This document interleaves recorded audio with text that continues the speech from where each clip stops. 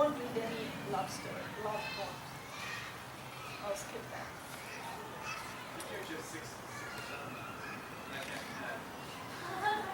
Okay. If I have the time, I'll read two.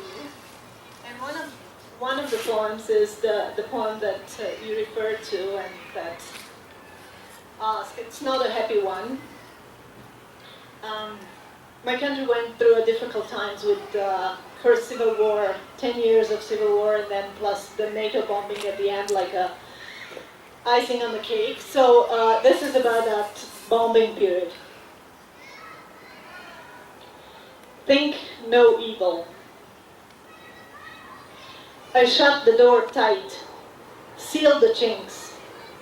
I locked the memories inside, lost, forgotten, poisoned to death. Evil. Do no evil. Think no evil. Wish no evil. It started with a boring evening of a basketball practice that turned into a dark sky with shiny orange balloons.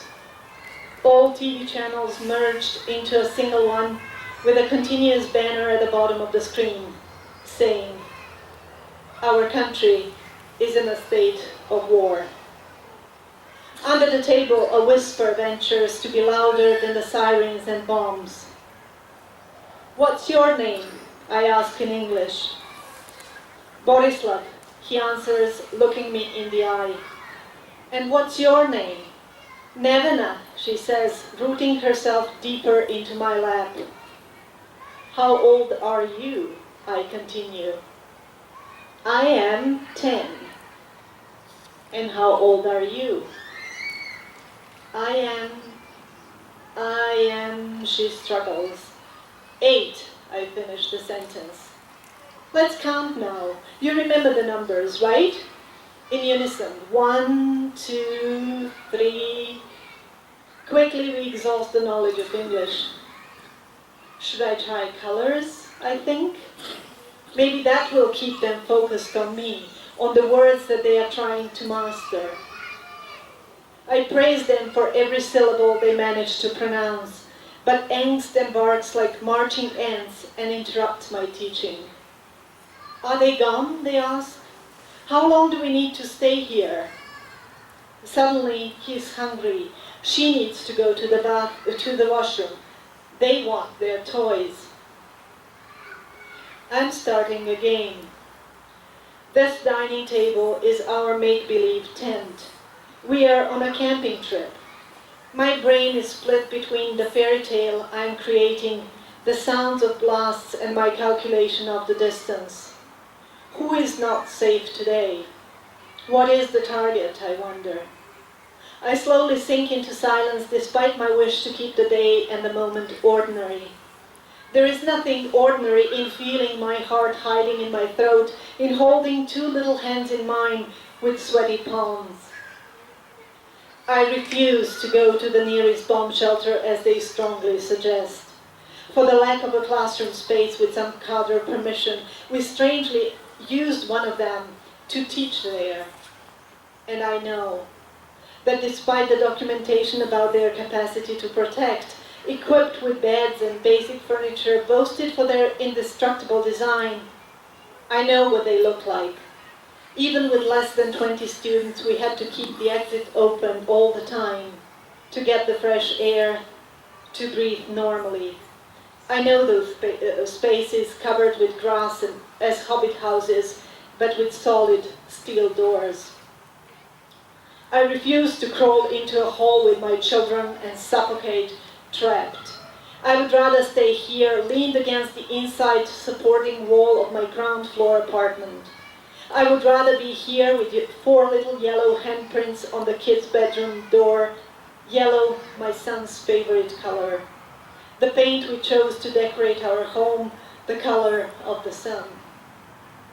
I am determined to keep them here next to me, surrounded by the pillows I made for our sofa and an orchid on the windowsill. Here, I can turn the radio and not let the chaos in. We can listen to Vayaga, my daughter's favorite singer, and dance until we drop dead tired. Here the words is sparkling The world is sparkling and young. Here we still have names. Say, I'm Borislav. I am Nevena. There is no language to explain the logic of how that man in the plane can see us as dots and X's on his map. No mathematics to calculate the distance between his thoughts and mine, to multiply our heartbeats. No chemistry to describe the difference between the warmth of our embraces. What is he doing here far from his home? Who is waiting for him at the dinner table? Tears tiptoes down my dry lungs for those who are equally bewildered, waiting for the loved ones. What did I do in my life to end up asking these questions? How did that happen that I slipped from interpreting at business meetings with foreign delegations and translating TV shows and cartoons into this reality where everything collapses? How am I, instead of taking my kids to school and catching a bus to work, suddenly waking up to an empty day of scary expectations and indifference? We sleep in our sweatpants with shoes close by and a backpack with our passports, birth certificates, and a bottle of water. Will that save us? Or just identify us? We sleep together in my bed, away from the windows. Words keep losing their meaning and innocence. I stare at two faces into the night and through the dark, as if that would help, as if I could take them with me into my memory, into my body where they once were protected. I don't want to lose them. I haven't loved enough.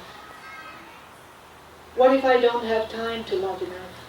How will the universe compensate for the void of this colossal lack of love? I don't want much, just a clear, friendly sky. For the sake of my children, I start again, from this very moment.